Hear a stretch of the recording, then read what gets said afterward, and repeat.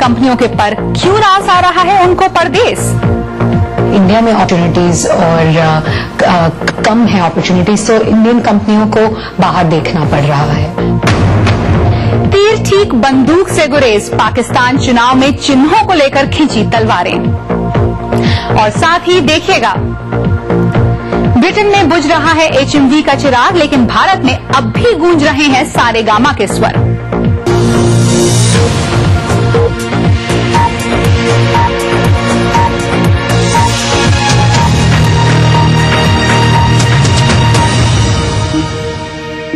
स्वागत है आप सबका ग्लोबल इंडिया की इस कड़ी में। चौतरफा आर्थिक मंदी के बीच भी भारतीय अर्थव्यवस्था पटरी से नहीं उतरी। व्यवसाय करने के भारतीय तरीके का विदेशी कंपनियों ने भी लोहा माना। अब कई भारतीय कंपनियां खुद मल्टीनेशनल बन गई हैं। पिछले एक दशक में इन कंपनियों ने मामूली से लेकर नामचीन तक कई ब्रांड अपनी झोली में डाले हैं, लेकिन 2012 में भारतीय कंपनियों ने जमकर शॉपिंग की है। एक समय था जब भारतीय कंपनियां विदेश में निवेश करने की कल्पना तक नहीं कर सकती थीं, लेकिन आज कई भारतीय कंपनियां बहुराष्ट्र हो चुकी हैं। अधिग्रहणों पर क्रॉल एडवाइजरी की आई ताजा रिपोर्ट बताती है कि महत्वाकांक्षी भारतीय कंपनियां अब देश के बाहर भी ऊंची उड़ानें भर रही हैं। Last 10 years, lot of Indian corporations have acquired companies out. पिछले 10 सालों में बहुत सारे भारतीय कंपनियों ने बाहर की कंपनियों का अधिग्रहण किया है, जैसे कि हमने या टाटा ने या मित्तल ने। आज के दिन भारत में माना यह जाता है कि अगर आप ग्लोबल नहीं तो आप पीछे रह जाएंगे। The Indian companies are now becoming global. साल 2000 में जब भारतीय समूह टाटा ने ब्रिटेन के विख्यात चाय के ब्रांड टेटली का अधिग्रहण किया था, तब कम ही लोगों ने यह सोचा होगा कि आने वाले सालों में भारतीय कंपनियां विदेशों में बड़े निवेश करेंगी। तब से लेकर साल 2012 तक ये कंपनियां दुनिया के लगभग हर कोने में अधिग्रहण करती आ रही हैं। क्रॉल एडवाइजरी के अनुसार अकेले साल 2012 में भारतीय कंपनियों ने विदेशों में करीब 11 अरब अमेरिकी डॉलर खर्च कर कुल 72 अधिग्रहण किए। क्रॉल एडवाइजरी की रिपोर्ट में कहा गया है कि बीते 9 सालों में सबसे अधिक निवेश या अधिग्रहण ब्रिटेन स्थित कंपनियों में किया गया है। इसके बाद अमेरिका का नंबर आता है। प्राकृतिक संसाधनों से जुड़े अधिग्रहणों के कारण 10 अरब अमेरिकी डॉलर के अधिग्रहण के साथ नाइजीरिया तीसरे स्थान पर है। ऐसे ही 5 अरब डॉलर की राशि इन कंपनियों ने कजाकिस्तान में लगाई है। इसके अलावा Brazil, Germany, Singapore, Indonesia, Italy और ऑस्ट्रेलिया में भी इन कंपनियों ने हिस्सेदारी खरीदी है या अधिग्रहण किए हैं। पिछले साल महिंद्रा एंड महिंद्रा ने जेम्स बॉन्ड की फिल्मों से विख्यात हुई luxury sports car Aston Martin में दिलचस्पी दिखाई थी। हालांकि बाद में महिंद्रा ने ये कोशिश छोड़ दी, लेकिन ये भारतीय कंपनियों के बढ़ते आत्मविश्वास का एक और नमूना था। इंडिया में अपॉर्चुनिटीज और कम है अपॉर्चुनिटीज, तो इंडियन कंपनियों को बाहर देखना पड़ रहा है। हमारी ग्रोथ पिछले 2-3 वर्षों में काफी स्लो हो गई है, तो इन्वेस्टमेंट साइकिल एक तरह से इंडिया में रुक गया है। दूसरा कारण ये है कि भारत की जो ऊर्जा की नीड है, जो एक एनर्जी की रिक्वायरमेंट है, वो कम नहीं होने वाली। तीसरा कारण ये है कि दुनिया भर में क्योंकि ग्रोथ स्लो है, तो वहां पे जो कंपनियों के जो दाम हैं वो भी एक ऐसे लेवल पे आ गए हैं जो अब इंडियन कंपनीज अफोर्ड कर सकती हैं। कारण कुछ भी हो, विशेषज्ञ मानते हैं कि ये रुझान आने वाले दिनों में और भी मजबूत होगा। मुंबई नगरी भारतीय अर्थव्यवस्था की धड़कन। देसी कंपनियां विदेशों में निवेश जरूर कर रही हैं, लेकिन सभी अधिग्रहण कामयाब नहीं रहे। पिछले साल हवाई अड्डा बनाने वाली कंपनी GMR को मालदीव से बाहर निकलना पड़ा। इसी तरह बोलीविया से जिंदल स्टील को बाहर आना पड़ा। लेकिन इन झटकों के बावजूद विशेषज्ञ कहते हैं कि भारतीय कंपनियों का मनोबल काफी ऊंचा है। जुबैर अहमद, BBC, मुंबई। इसी मुद्दे पर हमारे साथ बात करने के लिए हैं ब्रिटेन में बसे भारतीय चाय व्यापारी नदीम अहमद। नदीम साहब, स्वागत है आपका हमारे इस कार्यक्रम में। आपकी कंपनी दुनिया की दूसरी सबसे बड़ी चाय कंपनी है और आपने ब्रिटेन के जो कुछ बड़ी ब्रांड्स हैं जैसे कि ब्रुक बॉन्ड और टाइफू, उनको भी खरीदा है। तो कैसा रहा आपका अनुभव भारत से बाहर कुछ नया करने का? ये उन दिनों आए थे हम जब 25 साल पहले इंडिया में अपॉर्चुनिटीज काफी लिमिटेड थी, and unless you were a Tata or a Birla, opportunities for somebody wanted शुरुआत करना वो बहुत डिफिकल्ट था। लाइसेंस राज था, जैसे आपको मालूम है इंडिया में। तो हमने सोचा कि बाहर जाके कुछ कोशिश करते हैं, तो यूके आए, यहाँ आए, छोटे तरह से एक ट्रेडिंग ऑपरेशन स्टार्ट किया। पहले ट्रेडिंग में गए और फिर जैसा बिजनेस बड़ा होता गया उसमें उसको सप्लाई चेन में आते गए तो ब्रांड वगैरह की तरफ देखना शुरू किए। तो यूनिलीवर से उन दोनों हमने ब्रुक बॉन्ड और रेड माउंटेन कॉफी दोनों खरीदा। तो अगर आप तुलना करें तो भारत और विदेश दोनों जगह में कारोबार करने में क्या फर्क और क्या समानताएं हैं? अफ्रीका या यूके अगर आप लें, बिल्कुल कोई ब्यूरोक्रेसी नहीं है, कोई रेड टेप नहीं है। आप आ जाएं, कल अप्लाई करें, परसों काम शुरू कर दें, there are no issues at all. As long as you play by the rules, there are no issues at all. तो आप पिछले करीब 3 दशक से बाहर हैं, लेकिन आपका अभी भी हिंदुस्तान के साथ काफी नाता जुड़ा हुआ है। आप वहां के उद्योग जगत की मानसिकता को समझते हैं। तो आपको क्या लगता है कि अब आगे क्या विदेश में जो दिलचस्पी है ये जारी रहेगी? Life is a lot easier अगर आप इंडिया के बाहर इन्वेस्ट करें, for 2 reason. One is you know the game internationally, then you know exactly what's happening, बाहर क्या हो रहा है। और जो अपॉर्चुनिटीज बाहर हैं वो opportunities in that level is not available in India anymore. India में जो है वो you have to go through various channels to get to that level. जी, हमसे बातचीत करने के लिए आपका बहुत बहुत शुक्रिया। Thank you.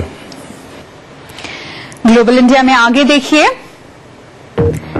नोवार्टिस के पेटेंट के फैसले से निराश हैं बड़ी दवा कंपनियां, तो क्या घट सकता है भारत से उनका मोह? ये अंग्रेजों के जमाने का सीमेंट है। Khalari super cement. आकाश में उड़ने की तमन्ना है, इरादा है कुछ बनने की, फिर सोचना क्या। आ जाइए grizzly Vidyalaya Koderma, 10+2 boarding school, experience teachers, wifi campus, smart classrooms और सबसे खास hygienic mess. Admission going on. Rahul group of companies, सुनहरे भविष्य की शपथ। राहुल राइजिंग। जीतिए एक फ्लैट और करोड़ों के इनाम, 15 ion cars, 25 iPhone 5, 50 iPad mini और 1000 सोने के सिक्के। खरीदिए वेक्टस ग्रुप के गंगा, वाटरवेल, वेक्टस पानी की टंकियां और पाइप्स। यमुना आवास डेवलपर्स लाए हैं आपके शहर में विश्वस्तरीय टाउनशिप, मां Annapurna city, Pataliputra railway station के पास, 1200 meters round jogging track, advance children play area, badminton court. Yamuna Awas developers India private limited. An institution with 25 years of leadership, trust of more than 3 lakh students, best faculty, best system and proven results. Trusted name in the field of IIT JEE, AIEEE, pre-medical and pre-nurture. Allen Career Institute, Kota, Rajasthan. Your path to success.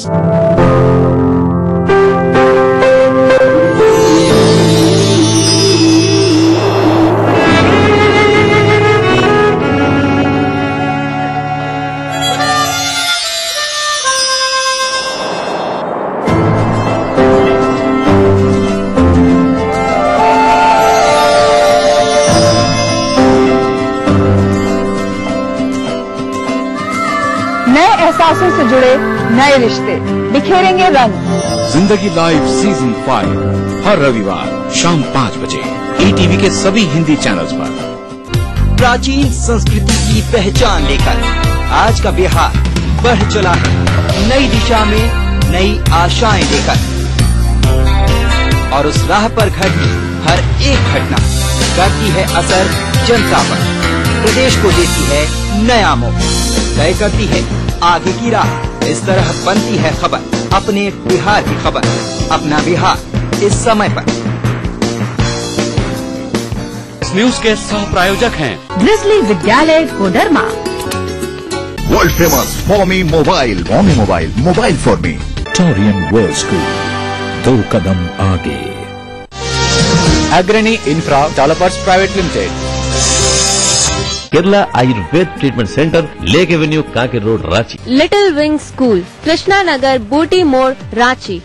Yamuna Awas developers India private limited. London में BBC broadcasting house से आप देख रहे हैं global India.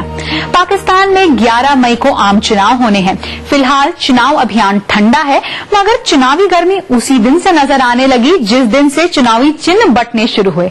आखिर चुनाव निशान के मुद्दे पर क्यों खिंची तलवारें, बता रहे हैं इस्लामाबाद से महबूब बाबर। पाकिस्तान में चुनाव क्या हुआ, नेताओं के साथ इस शेर की भी मसरूफियत बढ़ गई।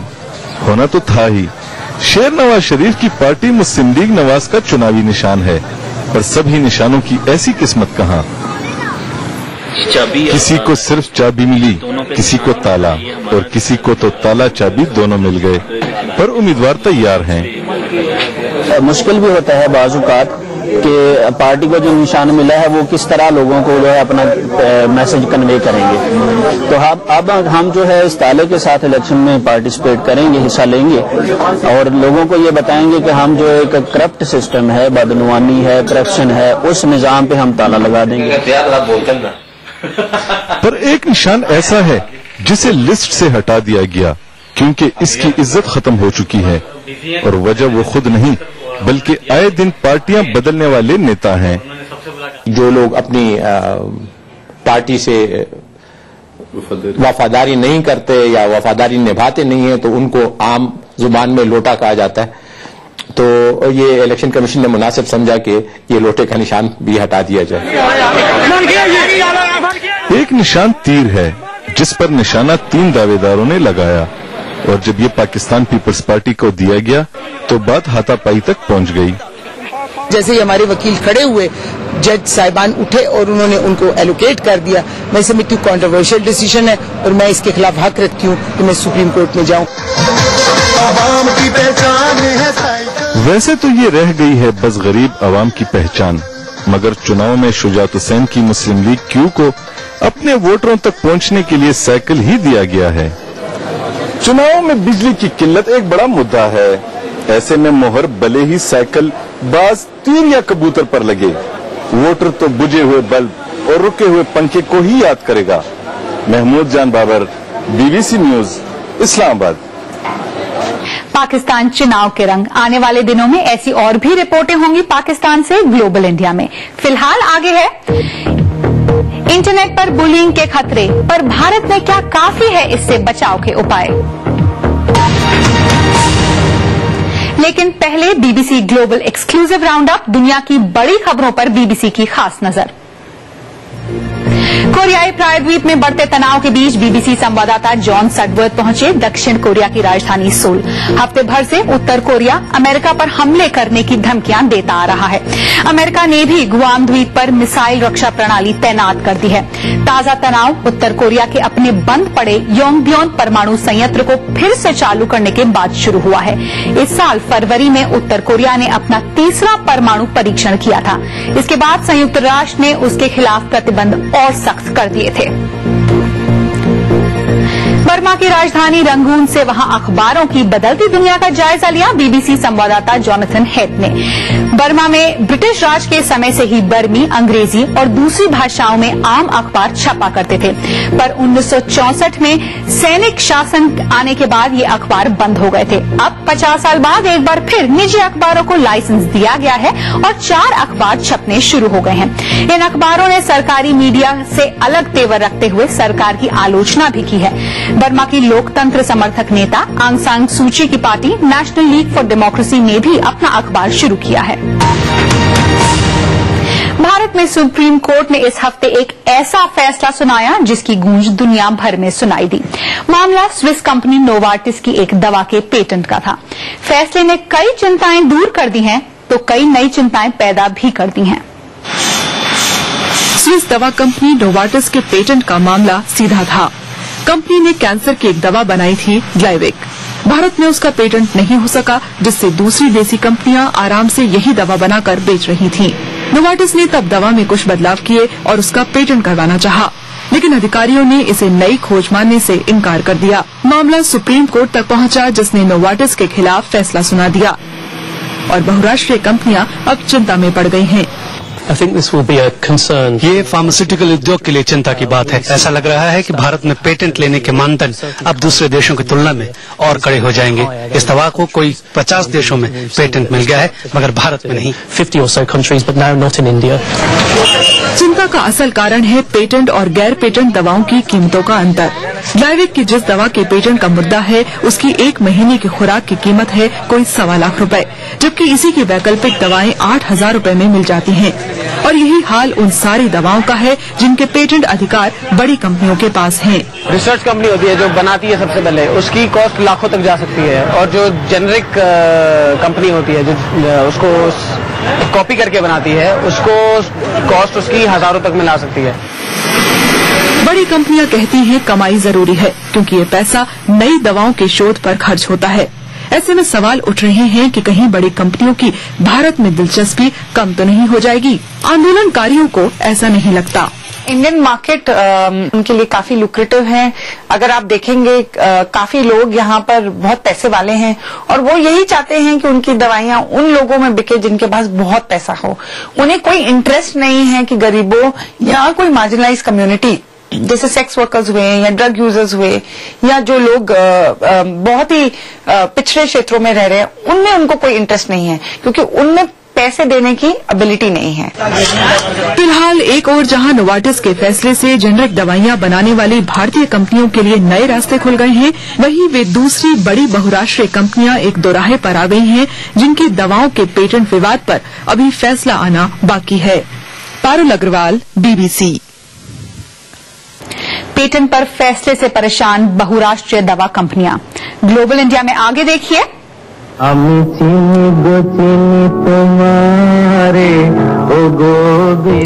ब्रिटेन में बदहाल हुआ HMV पर भारत में आज भी जारी है उसके सुरों का कारोबार।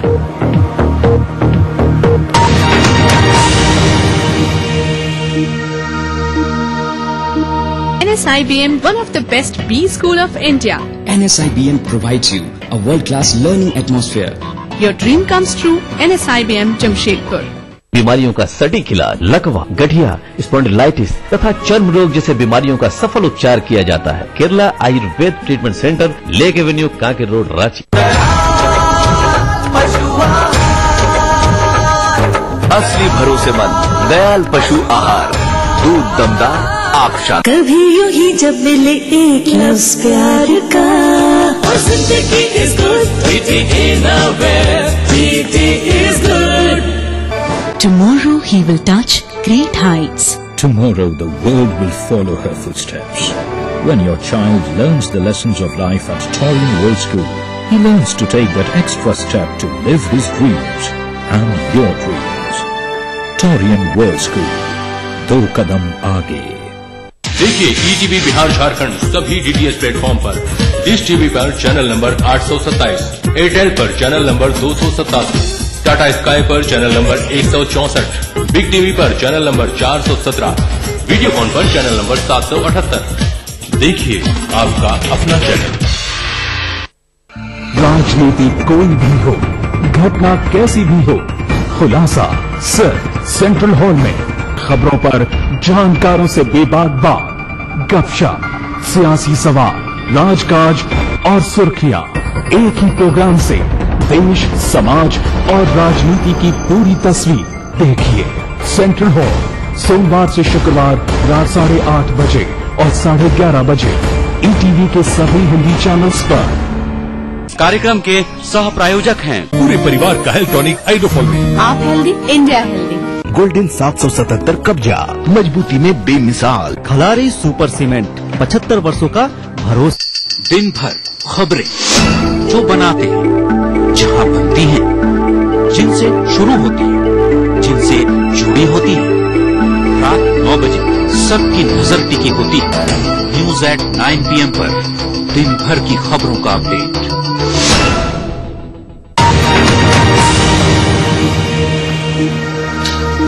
आप देख रहे हैं ग्लोबल इंडिया। मैं हूं नेहा भटनागर। इंटरनेट की दुनिया असीम है। कीबोर्ड पर चलती उंगलियां एक ही पल में एक नई दुनिया में पहुंचा देती हैं। साइबर जगत में दोस्त भी मिलते हैं और दुश्मन भी, जो कंप्यूटर के सामने बैठे बैठे किसी को परेशान कर उसकी जिंदगी बदल सकते हैं। साइबर बुलिंग ऐसे ही एक खतरे का नाम है। 12 साल के ध्रुव मनोहर ने जब से होश संभाला है तब से ही वे गैजेट और इंटरनेट की दुनिया से जुड़े हुए हैं। मेरे फेसबुक पे 222 दोस्त है, उनके साथ मैं बहुत ज्यादा बातें करता हूँ, चैट करता हूँ फेसबुक पे, तो मैं बहुत ज्यादा रेगुलरली चेक करते रहता हूँ। सोशल नेटवर्किंग आजकल के बच्चों की जिंदगी का एक अभिन्न हिस्सा है। ऐसे में उनके माता पिता को इस बात की चिंता सताती है कि उनके बच्चे इंटरनेट पर होने वाली विवादित गतिविधियों का शिकार न हो जाएं। बस एक बार ऐसा हुआ था कि मेरे बेटा नीचे क्रिकेट खेल रहा था, किसी के फोन पे वो फेसबुक यूज कर रहा था, तो उसने लॉग आउट नहीं करा था, और जब उसकी बैटिंग की बारी आई तो किसी बच्चे ने आके लिख दिया था कि वो किसी लड़की को प्यार करता है, तो हमको भी अपोलोजाइज करना पड़ा और बताना पड़ा कि ये इसने नहीं लिखा है और ऐसे ऐसे हो गया है। साइबर बुलिंग यानी इंटरनेट पर किसी के बारे में आपत्तिजनक बातें लिखना, उन्हें शर्मिंदा करना, धमकाया जाना या फिर यूं ही परेशान किया जाना। टेलीनॉर द्वारा की गई एक स्टडी के मुताबिक साल 2012 तक भारत में 4 करोड़ बच्चे इंटरनेट पर सक्रिय थे और 2017 में ये आंकड़ा तिगुना होकर 13 करोड़ हो जाएगा। माइक्रोसॉफ्ट के मुताबिक भारत में 50% से ज्यादा बच्चे साइबर बुलिंग का शिकार होते हैं और इनमें से ज्यादातर बच्चों को ये मालूम नहीं है कि इसका सामना कैसे किया जाए। ऐसे में सवाल ये उठता है कि भारतीय कानून इन्हें साइबर बुलिंग से बचाने में कितना सक्षम है। मुझे लगता है कि आज के संदर्भ में भारतीय कानून पूरी तरीके से अपंग है बच्चों की सुरक्षा के लिए। साइबर बुलिंग को आपको अपने कानून में स्पष्ट तौर पर एक स्ट्रिंजेंट ऑफेंस क्रिएट करना पड़ेगा, कम से कम 7 साल की सजा होनी चाहिए। कई देशों में साइबर बुलिंग से बच्चों को बचाने के लिए हेल्पलाइन की व्यवस्था है, लेकिन भारत में ऐसा भी कोई इंतजाम नहीं है। जानकारों का कहना है कि अगर भारत इंटरनेट की तेज रफ्तार को सही सुरक्षा मानकों के साथ नहीं पकड़ पाया तो वो साइबर बुलिंग से रेस हार सकता है। शालू यादव, BBC, दिल्ली। इंटरनेट की दुनिया में बुलिंग के खतरे, और अब साइबर जगत और टेक्नोलॉजी दुनिया की नई हलचलें क्लिक के साथ वैभव दीवान।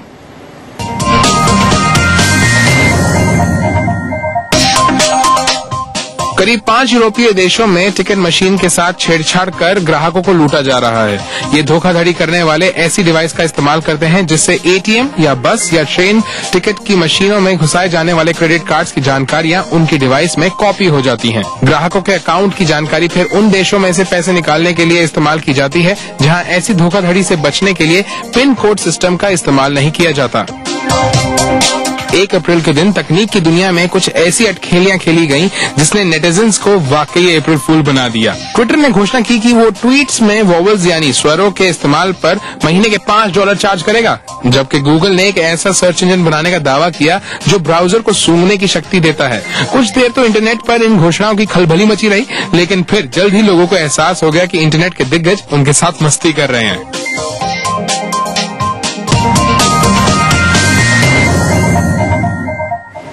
ग्लोबल इंडिया में अगले सप्ताह भारत में घरेलू नौकरों को क्या ब्राजील की तरह मिलेंगे दूसरे कामगारों जैसे अधिकार, और गुलमर्ग हुआ सैलानियों से गुलजार, गर्मियों में नए मेहमानों का इंतजार। संगीत की दुनिया के जाने माने नाम HMV ने जब ब्रिटेन में अपना कारोबार समेटने की घोषणा की तो इतिहास का एक अध्याय जैसे बंद हो गया। मगर उस खबर से धक्का भारत में भी लोगों को लगा, क्योंकि उसकी विरासत भारत से भी जुड़ी है। 1980 के दशक में भारत के RP गोयनका ग्रुप ने इस कंपनी के अधिकार खरीद लिए, मगर HMV के नाम से उसकी पहचान इस कदर जुड़ी हुई थी कि इसके बाद भी लोग इसे HMV के नाम से ही पहचानते रहे। उसी विरासत को टटोलने कोलकाता पहुंचे BBC संवाददाता मुकेश शर्मा। मशगूल होकर ग्रामोफोन सुन रहे निपर नाम के इस कुत्ते की पेंटिंग का नाम था हिज मास्टर्स वॉइस, और इसी पेंटिंग ने म्यूजिक कंपनी HMV को उसका नाम दिया। लंदन के ऑक्सफोर्ड स्ट्रीट पर 1921 में अपना स्टोर खोलकर इस कंपनी ने संगीत प्रेमियों की दुनिया को एक अलग ही रोमांच का एहसास कराया।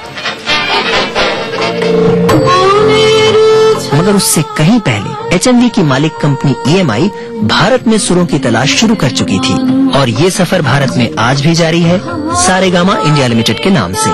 सन 1902 में मेरे ख्याल से एक रिकॉर्डिंग इंजीनियर आए थे लंदन से, फ्रेड गिसबर्ग उनका नाम था। तो वो आए और यहाँ पे उन्होंने काफी आर्टिस्टों को रिकॉर्ड किया, जिसमें बहुत फेमस हुई थी एक नॉच गर्ल, वो नाच गाने का पेशा करती थी, गौहर जान, और उनकी आवाज में भी हमारे पास रिकॉर्डिंग है।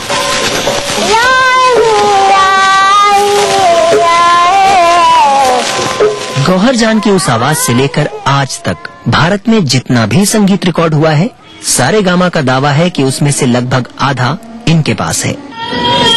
कोलकाता के उनके इस स्टूडियो में HMV के इतिहास के वो हिस्से आज भी महसूस किए जा सकते हैं। पिछले 75 वर्षों में इस स्टूडियो ने भारतीय संगीत जगत के लगभग हर लोकप्रिय नाम की आवाज को कैद और अमर किया है। महान फिल्मकार सत्यजीत रे ने अपनी हर फिल्म का संगीत यहीं तैयार किया और उसमें मददगार रहा उनका ये पियानो भी। ग्रामोफोन से कैसेट और फिर कैसेट से CD के रास्ते संगीत ने अब ऑनलाइन का बाजार पकड़ा है। इस बदलाव को अनदेखा करना शायद ब्रिटेन में HMV को महंगा पड़ा, लेकिन भारत में सारेगामा ने उन अनमोल सुरों को बचाने के लिए डिजिटल राह वक्त रहते पकड़ ली। जो हमारी पूरी कलेक्शन है उसके दो एस्पेक्ट्स हैं, एक तो physical copy of that asset, उसको हमने बैंक करके रखा हुआ है एक लोकेशन पे। उसके अलावा जितने हमारे गाने हैं उनका सबका डिजिटाइजेशन हुआ है। संगीत की दुनिया भले ही आज डिजिटल हो चुकी हो और इस कंपनी का नाम भी बदल चुका हो, मगर HMV की वो विरासत गुरुदेव रविंद्रनाथ टैगोर और विद्रोही कवि काजी नजरुल इस्लाम जैसे नामों के साथ यहाँ आज भी जिंदा है। मुकेश शर्मा, BBC, कोलकाता।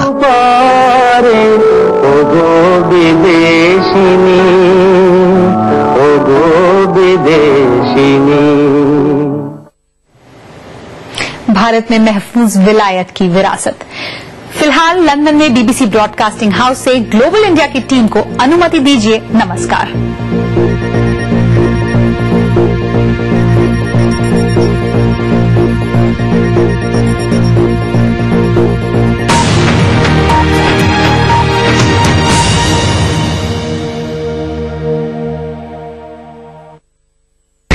नमस्कार, हाजिर हूं मैं प्रवीण दत्ता, लिए आपका फेवरेट क्राइम शो दास्ताने जुर्म।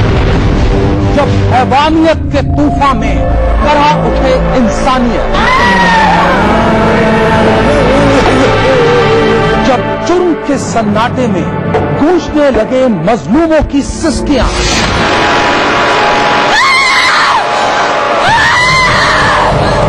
तब उस खामोश जुर्म को हम देते हैं मुकम्मल आवाज और करते हैं आपको बाखबर, ताकि आप न हो जाएं किसी की खौफनाक बदनीयत के शिकार। देखिए दास्ताने जुर्म सोमवार से शुक्रवार रात 9:30 बजे ETV के सभी हिंदी चैनल पर। इस कार्यक्रम के सह प्रायोजक हैं little wing school, Krishna Nagar, Booti Mor, Ranchi.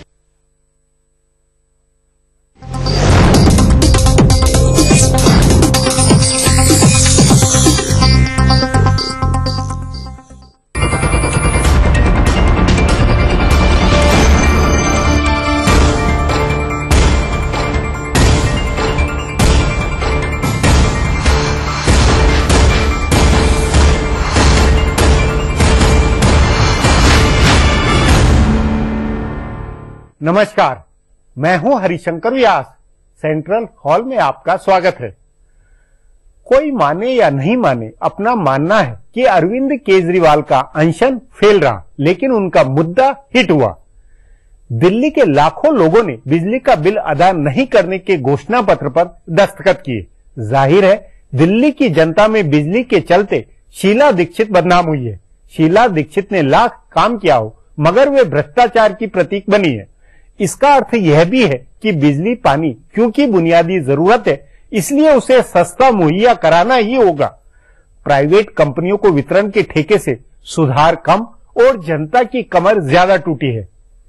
भला इस बात की क्या तुक है कि 200-300 यूनिट की खपत पर दिल्ली में प्रति यूनिट ₹2.5 ज्यादा बिजली महंगी हो।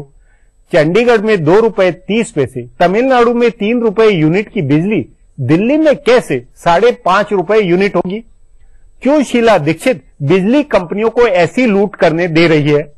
सुधारों और रिकॉर्ड उत्पादन के बावजूद बिजली महंगी होनी चाहिए या सस्ती? आज इस आर्थिक महत्व के सवाल पर चर्चा है। पर चर्चा से पहले सुर्खियां, राजकाज व गपशप है और शुरुआत सत्ता गलियारों की गपशप से करते हैं। कांग्रेस अध्यक्ष सोनिया गांधी ने कई महीने पहले राहुल